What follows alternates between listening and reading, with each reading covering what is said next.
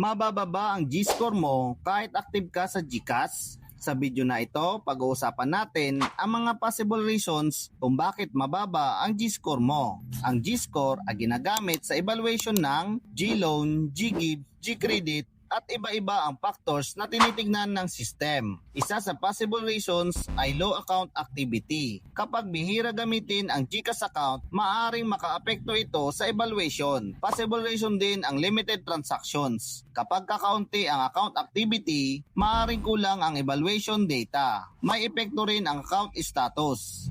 Halimbawa, hindi fully verified. Bagong account, limited account history. Pero tandaan, walang exact formula kung paano kinocompute ang G-score. Automatic pa rin ito based sa evaluation ng GCash system. Para makatulong sa account activity, gumamit ng GCash regularly, magbayad ng bills, gumamit ng QR payments, at panatilihing active ang account mo. Sana nakatulong ang video na ito para mas maintindihan ang G-score.